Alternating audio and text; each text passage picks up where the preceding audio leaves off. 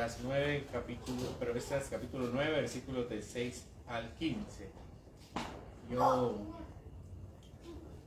Yo no sé si les ha tocado vivirlo o les ha tocado verlo, pero una de las cosas que puede verse en un compañerismo es una desligación del compañero.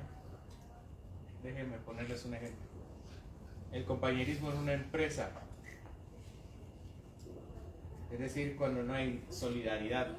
Tal vez quede más concreto con una ilustración. Un cliente se queja con el mesero acerca de la mala comida. Y el mesero le dice al comensal: ay, tiene razón, esta comida está mala. Y empieza a hablar mal del cocinero con el comensal. A mí me tocó vivir algo similar. Con mi equipo de trabajo realizamos algunas gestiones donde se le hizo ver a alguien que tenía algo que corregir. Y la respuesta de este compañero fue: es que siempre lo hemos hecho así. Y este otro le respondió: entonces siempre ha estado mal. Y lo arreglaron, ¿no? Van a otra instancia, y en esta otra instancia se les presenta el proyecto, y estas personas que reciben el proyecto se dan cuenta del error y les dicen: esto está mal.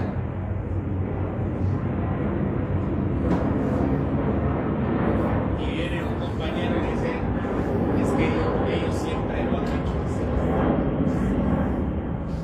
Y le responde: siempre lo han hecho mal.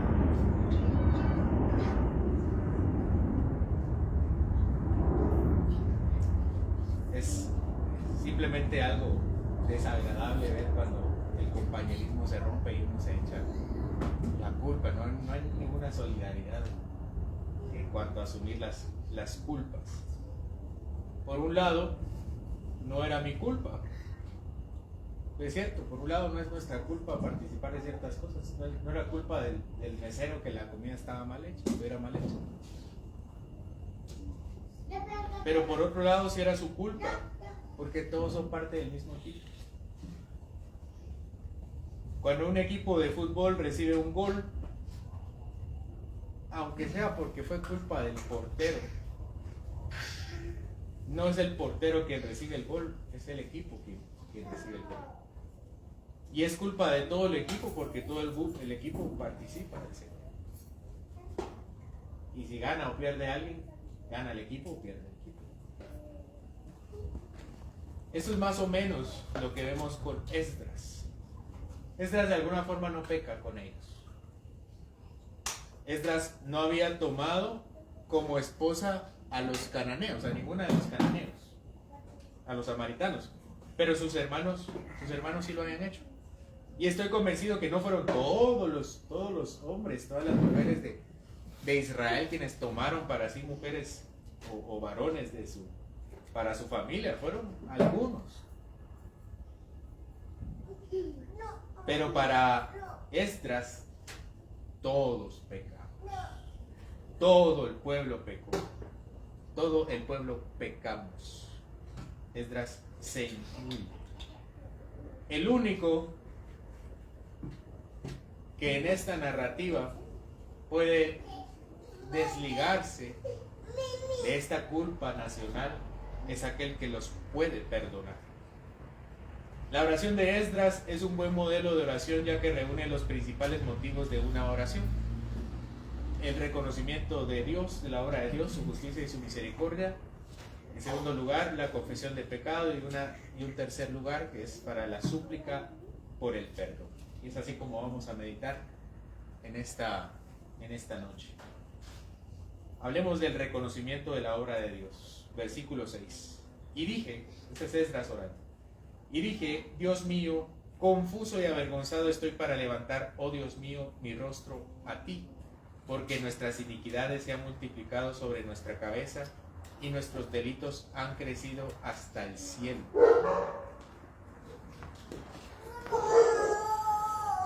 Versículo 7. Desde los días de nuestros padres hasta este día hemos vivido en gran pecado, y por nuestras iniquidades nosotros, nuestros reyes, nuestros sacerdotes, hemos sido entregados en manos de los reyes de las tierras a espada, a cautiverio, a robo y a vergüenza que cubre nuestro rostro como hoy en día.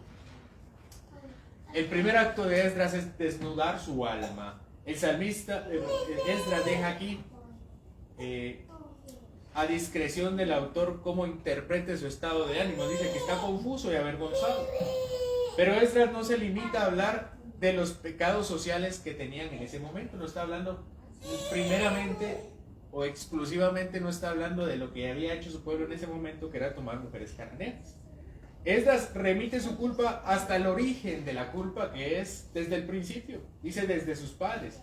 Es decir, que él habla acerca de sus líderes políticos y sus líderes religiosos desde siempre.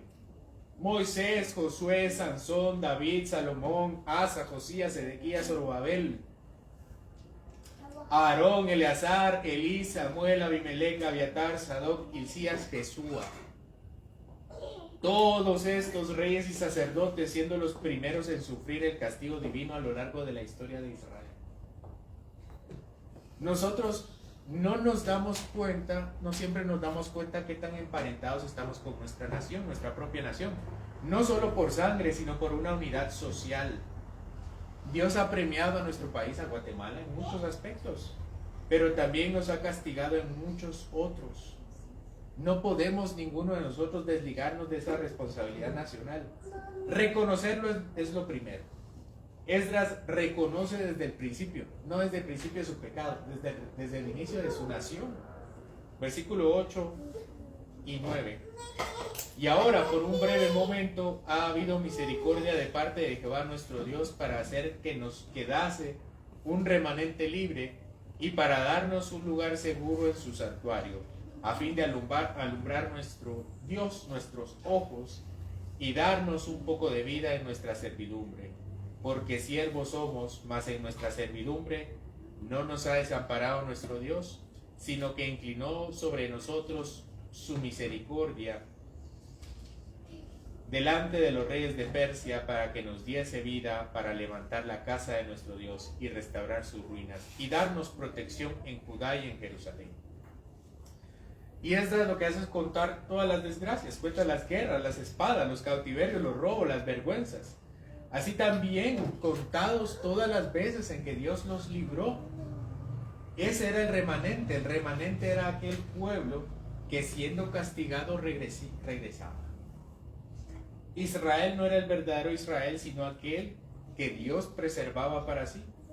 A todo Israel pasaba por guerra, por espada, por cautiverio, robos y vergüenzas. Pero Dios se reservaba un remanente, es decir, un grupo fiel. Desde el principio, desde siempre. Tomemos como ejemplo el inicio de la nación de Israel, cuando Israel fornicó con el becerro de oro. Moisés, ¿recuerdan la historia? Moisés preguntó, ¿quién está conmigo? Y los que no fueron en pos de él, vinieron los levitas y agarraron espadas y hicieron una matanza en todo Israel, dejando solamente al remanente. Algunos años después, cuando ya estaba la nación de Israel instalada en Canaán, estaban las tribus. Yo espero algún día meditar en el libro de Jueces, es fascinante. En el libro de los Jueces hay una persona que es un violador, es un benjamita. Israel se indigna con este violador y le manda a decir a la tribu de Benjamín, danos a este hombre. ¿Y qué dice Benjamín? Así de corrompido estaba el corazón de Benjamín, de la tribu de Benjamín. Y se echan a llorar porque tienen que matar a la tribu de Benjamín. Y sale Israel a la guerra contra Benjamín. Y por cierto, pierde. y una segunda batalla sí la ganan, pero es que era una desgracia nacional, porque lo que Dios veía en ellos era pecado, y un pecado que debía castigar por sí mismo, para que eventualmente quedara puro, el Israel puro, el remanente. Fue a través de guerras, dice acá, de guerras, de cautiverios, de vergüenzas. Esto es una vergüenza, eso era una vergüenza de lo que pasó Israel en este tiempo. Solamente en la vida, en el inicio de la vida de Israel, ya habían pasado por muchas desgracias, pero siempre hubo un remanente fiel. Siempre hubo un remanente, y Esdras y el pueblo eran el testimonio de ese remanente. Israel estaba conformada por 12 tribus. Y para el tiempo de Esdras solo queda una tribu completa, digamos. Ellos eran el remanente fiel de Dios. Pero el remanente era importante, no tanto porque tuviera vida, o sea, porque fueran salvos. Era importante porque ellos tenían un lugar en el santuario. Por eso era importante el remanente. El santuario daba propósito a su vida. El santuario daba un sentido, le daba un sentido al hecho de que ellos no hubieran sido quitados, de que su vida no hubiera sido quitado de ellos. Ellos se hubieran preguntado: Señor, ¿por qué me dejaste vivir? Y Dios le hubiera respondido: para que me adore. El santuario era el propósito. Así debían verse a sí mismos. Ellos habían sobrevivido no para sí mismos, sino para Dios. La expresión aquí santuario, si pueden verla en el texto, la expresión santuario se refiere a la presencia de Dios. Fueron siervos de los persas y dejaron de ser siervos de los persas para ser siervos de Dios otra vez. Una posición de la cual habían caído y de la cual Dios les había quitado el santuario. Lo dijimos al principio de Esdras, pero si uno hace las cuentas, de los 70 años de cautiverio, ¿se recuerdan que Jeremías fue quien dice: son 70 años de castigo de cautiverio? Y cuando Daniel está en Babilonia y ora y le dice al Señor: ¿será que ya vamos a regresar? La respuesta es: son 70 años. O sea, Jeremías ya lo dijo. Si uno empieza a contar de dónde a dónde fueron los 70 años, ¿dónde cuadran las cuentas? En Israel hubo 3 deportaciones de Judá. O sea, se fueron en 3 tiempos. Hubo una destrucción, una medio destrucción, una destrucción parcial y una destrucción total. Y después regresan con Zorobabel, con Esdras, y nos falta con Nehemías, donde se cumplen los 70 años exactos. Se cumplen en el momento, en la fecha en que Nabucodonosor destruye el templo.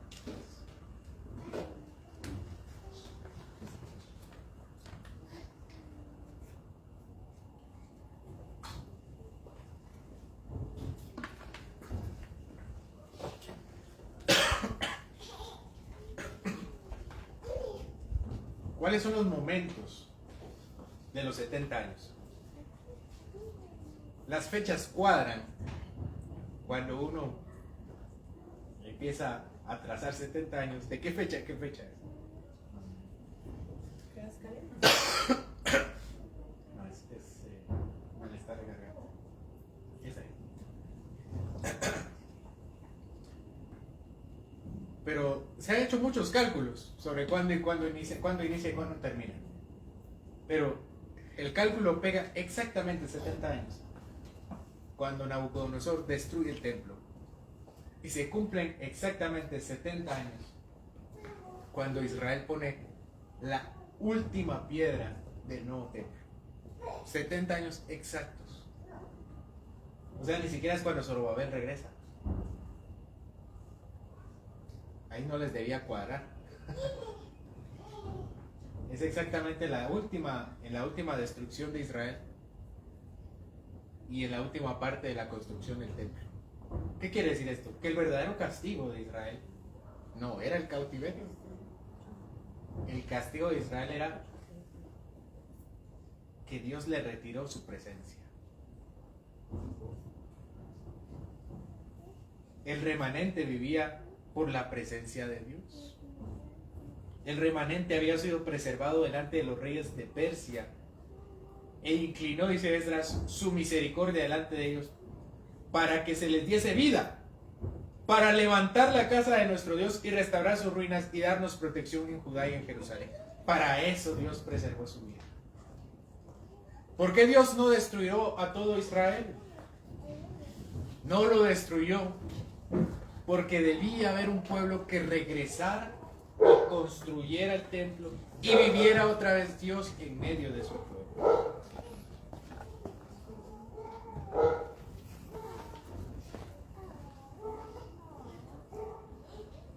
Dios no los desamparó e hizo que Ciro diera el primer permiso para reconstruir el templo, el santuario de Dios, la ciudad de Jerusalén. Todas aquellas promesas para Israel redundaban en que Dios estaría con ellos. Y para eso Dios los había guardado. Para eso Dios guardó un remanente. Por eso Dios no castigó a todos. Ahora que Esdras ha hecho una reflexión acerca de su vida y de la vida de su pueblo, de preguntarse, Señor, ¿por qué nos dejaste regresar? ¿Por qué no morimos como nuestros hermanos y todos pecamos? Él entiende que es con ese propósito. Y habiendo entendido para qué está Esdras con su pueblo de regreso en Jerusalén, él debe darse cuenta que han pecado. Segunda parte es la confesión de pecados, versículo 10. Pero ahora, ¿qué diremos, oh Dios nuestro, después de esto? Porque nosotros hemos dejado tus mandamientos. ¿Cómo sabe Esdras qué confesar? Muchos no saben cómo acercarse a Dios porque no saben lo que Él requiere de ellos. Y la palabra de Dios nos dice qué requiere de nosotros. Es la que nos dice, es la palabra de Dios la que nos dice qué está bien y qué está mal. Porque el bien y el mal no es discrecional. O sea, el bien y el mal no queda a discreción de cada uno si decide que es algo bueno o que es algo malo. Es decir, Esdras y compañía no se inventaron sus fallas. Dios se las había escrito. Así debe ser nuestra confesión de pecados también. Los hombres no siempre están conscientes de cómo Dios los recibe, porque no conocen su palabra o la ignoran. Cuando uno ve el nivel de santidad que Dios tiene, o más bien cuando uno empieza a darse cuenta del nivel de santidad en el que Dios está, uno se da cuenta de la necesidad de la confesión de pecados. Versículos 10 al 12. Pero ahora, ¿qué diremos?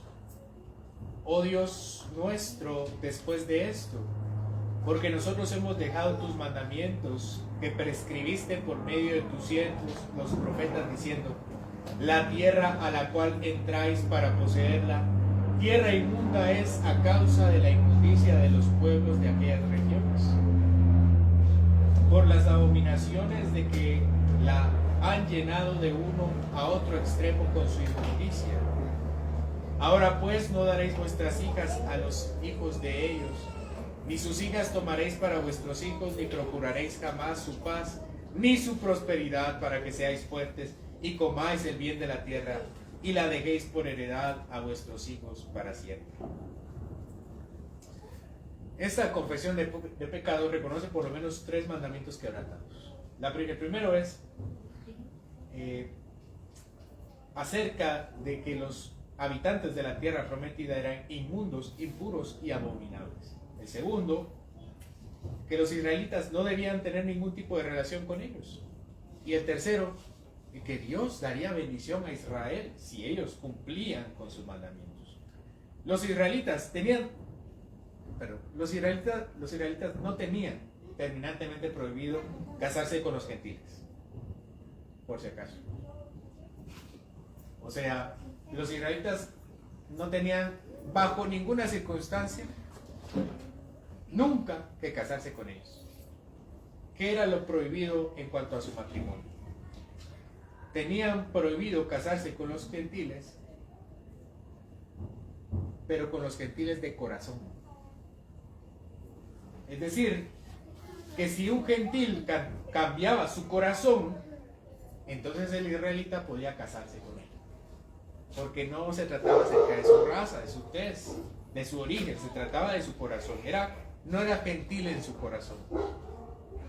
De ahí tenemos el ejemplo de Ruth, por ejemplo. El ejemplo de Ruth, que Ruth era moabita. Y Esdras no cita una ley específica. Él cita varias leyes y las comprime. Cita Éxodo 23, Éxodo 34, Deuteronomio 7 y Josué 23, que no lo vamos a leer, pero todo eso está contenido en esta oración. El malestar inicial de Esdras no fue porque hubieran hecho prosélitos a los cananeos. El malestar de Esdras no era porque habían ido a evangelizar a los samaritanos y ahora eran judíos de corazón. Ese no era el malestar de Esdras. El malestar de Esdras es porque ellos fueron con los samaritanos y su corazón se convirtió en samaritano. Ellos ahora eran samaritanos en su forma de actuar, vivir y adorar. Deuteronomio 23:6 dice que ellos literalmente no podían, ni debían procurar la paz de ellos, ni su prosperidad. Es lo que dice Deuteronomio 23:6. Ellos no podían ni siquiera procurar su bien. Eso fue precisamente lo que no hicieron. Por su parte, vean cuál es la contraparte, ¿no? Si Israel procuraba la paz y la prosperidad de los pueblos paganos, Dios procuraría la ira y la desgracia sobre Israel. Era algo así como, bueno, ¿quieres que les vaya bien? A ti te irá mal. ¿Quieres tú prosperar? Que a ellos les vaya mal. Eso es parte de la confesión de Esdras. No solo quiere decir que se casaron con estos paganos, sino que Esdras deja ver que lo que realmente pasó fue que ellos prefirieron el placer de unirse a los samaritanos sobre cualquier otro beneficio que Dios les hubiera prometido.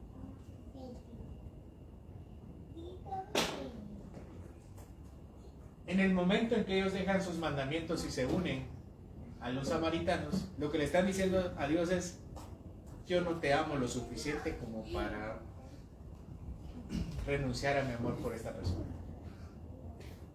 Eso es lo que estaban diciendo. Señor, te amo, pero no tanto como para no amar a esta persona más. Entendiendo el amor que uno le tiene a Dios, yo espero que esto sea obvio para todos. Entendiendo el amor que uno le tiene a Dios, esto debería ser, este mandamiento de no casarse con extraños debería ser algo obvio y necesario. Al pueblo de Dios, nunca nadie nos debería decir que no deberíamos tener este tipo de relaciones con nadie. Estos mandamientos no deberían existir.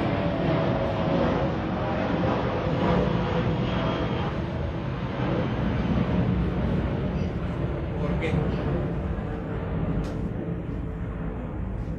Llevando esto un poquito más allá del matrimonio. ¿Cuánto más el matrimonio? Quienes por razones diferentes tenemos que lidiar con personas incrédulas en un ámbito más que ser personas desconocidas. Por ejemplo, tenemos compañeros incrédulos. Sabemos que en la medida en que alguien es más mundano, es más difícil relacionarnos con ellos. Quiero darles un ejemplo. Yo conozco un par de personas que constantemente hablan en doble sentido.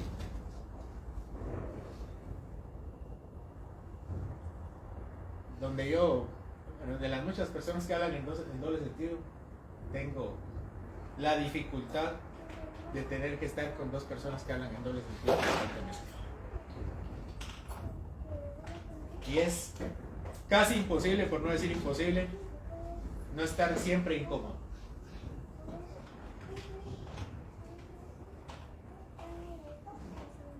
O sea, es difícil crear una relación con alguien que no comparte los valores, los deseos, los principios de vida.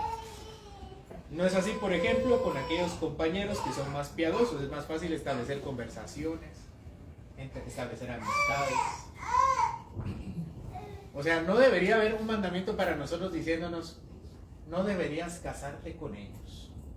Eso debería ser natural. Si Dios nos dice: no deberías casarte con ellos, uno le debería decir: no quiero, de hecho ni quiero casarme con ellos. No me hallo, no me dan ganas. ¿De qué vamos a hablar? Imaginen a un incrédulo. Imaginen la relación judío-samaritano. Un día normal, un sabbat. Vamos a adorar. Se levanta el samaritano y dice: vamos a adorar. Y dice el judío: vamos a adorar. ¿A dónde vamos? ¿Cómo que a dónde vamos? ¿A Jerusalén? ¿Cómo que a Jerusalén? ¿A Gerizim? No, a Jerusalén. No, a Gerizim. Bueno, vamos a obviar esto. No vamos a ir a ningún lado por la paz. Vamos a leer la palabra de Dios. Leamos el libro del profeta. ¿Cómo hacía el profeta? Dice el samaritano. Si la Biblia solo es la Torá. Y el judío: no, la Biblia no solo es la Torá. Son también los Ketubim y los Neivim, los escritos y los profetas. No, esa no es la palabra. Imaginen qué conflicto. Pero eso no es lo que había pasado. Lo que había pasado es que los judíos habían dicho: hagamos lo que tú quieras. Se habían samaritanizado, si es que existe esa palabra. Ellos ya no estaban incómodos, habían cedido. Ya sus relaciones no eran incómodas. Los judíos se habían vendido. Imaginen el matrimonio. ¿Qué tan mundano debe ser un cristiano para estar complacido con alguien, con algún incrédulo?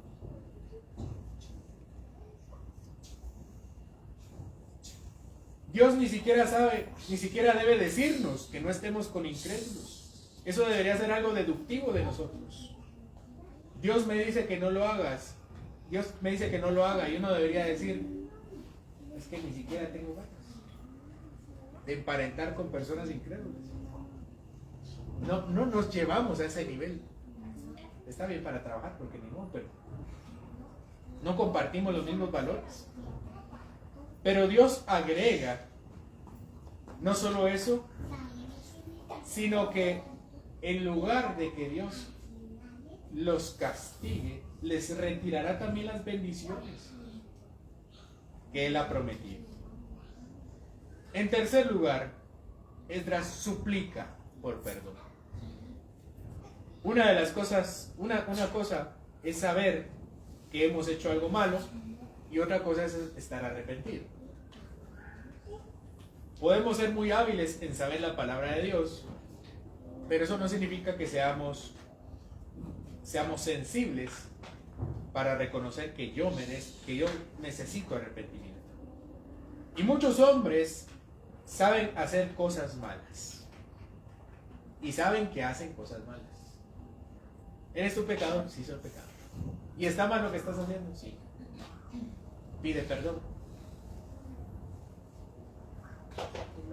Como que no siento que tenga que pedir perdón. Sé que lo que estoy haciendo está mal, sé que no es correcto, pero de saber que algo está mal a querer pedir perdón, eso es otra cosa. Pues Esdras sabía que estaba mal y deseaba el perdón del Señor. Nosotros mismos muchas veces nos vemos en esta posición. Sabemos que algo está mal y aún así no nos arrepentimos ni pedimos perdón. Versículo 13 y 14. Mas después de todo lo que nos ha sobrevenido a causa de nuestras malas obras y a causa de nuestro gran pecado, ya que tú, Dios nuestro, no nos has castigado de acuerdo con nuestras iniquidades y nos diste un remanente como este, hemos de volver a infringir tus mandamientos y a emparentar con pueblos que cometen estas abominaciones. ¿No te indignarías contra nosotros hasta consumirnos sin que quedara remanente ni quien escape?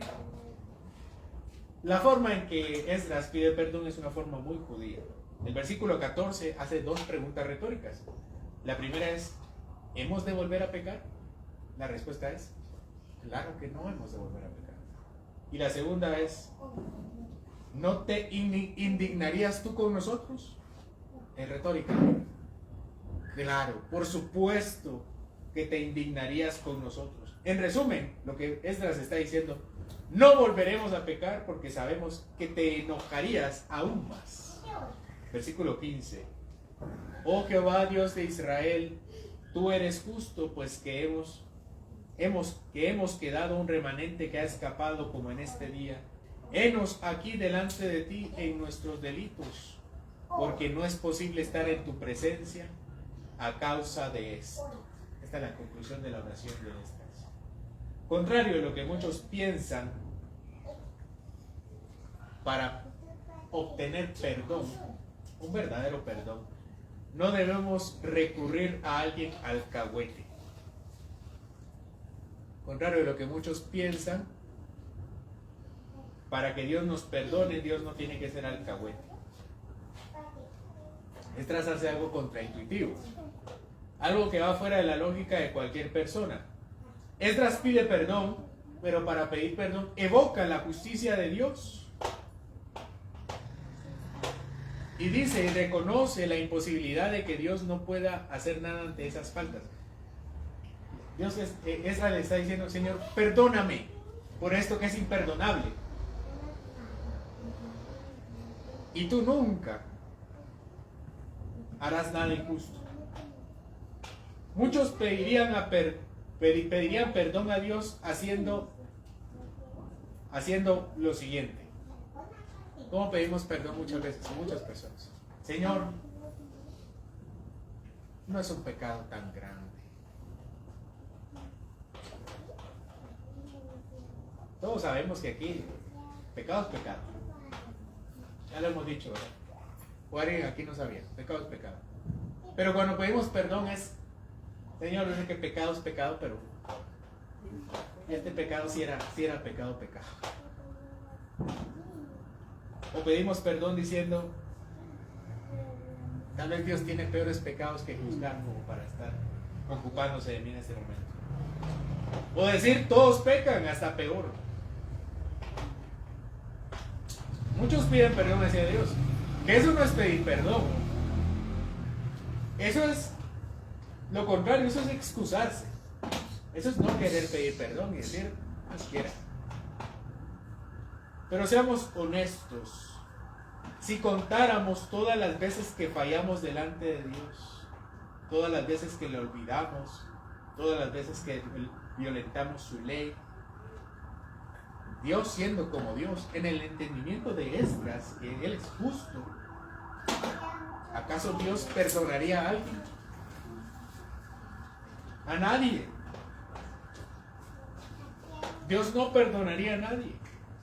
Por esa razón, muchos nos cansamos de pedir perdón porque pecamos mucho. Y es agotador hablar de pecado y de pecado y de pecado. Aunque puede ser que tengamos razón. ¿O no es agotador? Te equivocaste. Otra vez. Y mañana lo veas otra vez. Y mañana otra vez y otra vez. Es agotador hablar del pecado. Entonces, muchos lo que hacen es decir, como es agotador ver que no puedo cambiar, tal vez Dios tiene otras cosas que hacer en vez de juzgar este pequeño pecado. En lugar de lidiar con mi pecado, lo que hago es minimizarlo. para que no sea tan grande como es.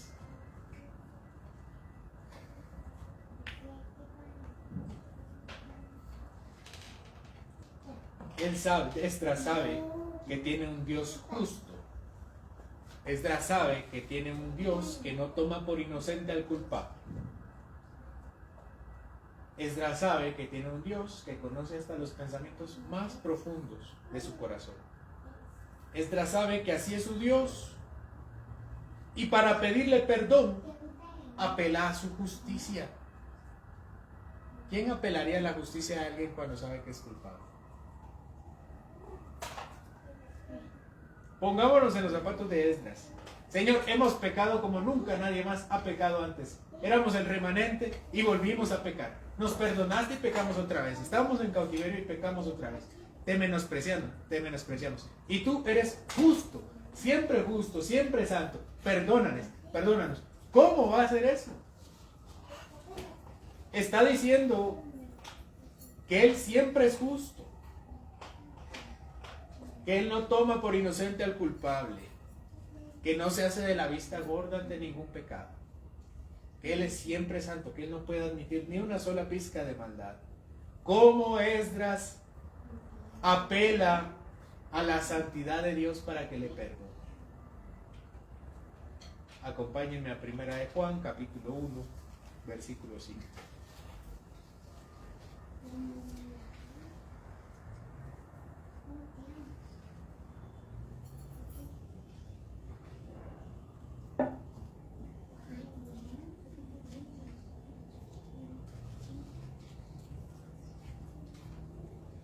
Juan capítulo 1.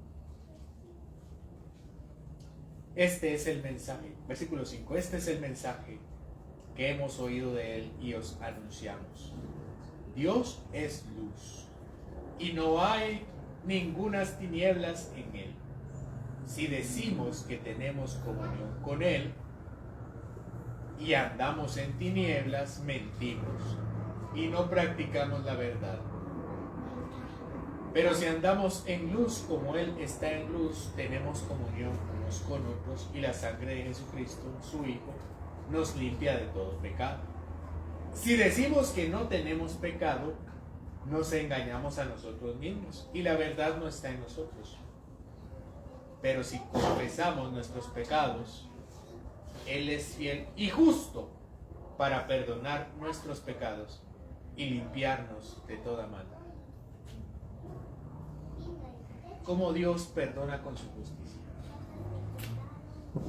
El Hijo de Dios con su justicia fue fiel y nos perdonó. Aquel que dijo que no toma por inocente al culpable es el mismo que dijo en esa oración que es lento para la ira y grande en misericordia.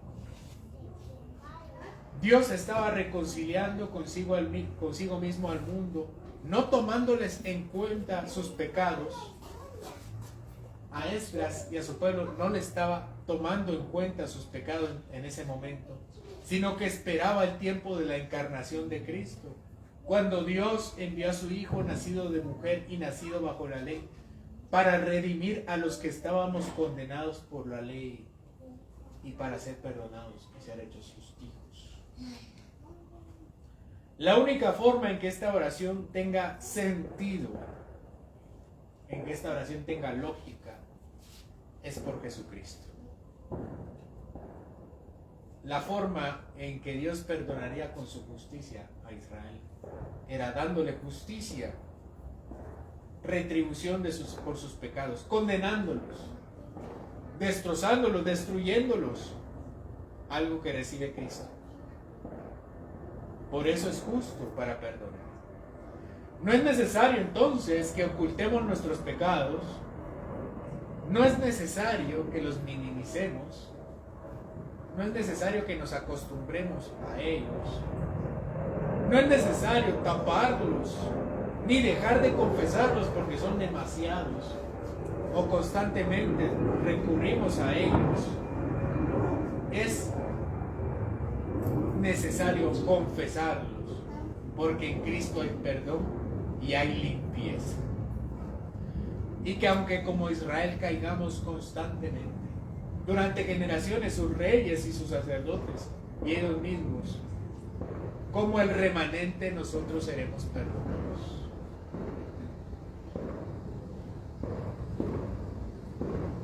Porque Dios no se cansa de Esdras y no dice otra vez,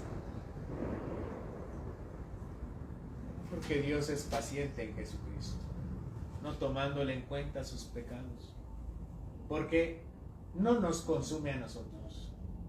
Mucha gente no se da cuenta qué tan pecadora es, ni nosotros nos damos cuenta qué tan pecadores somos. Y generalmente es más obvio para alguien que está cerca mío, cuando nos dice nuestras verdades, que terminan siendo verdad.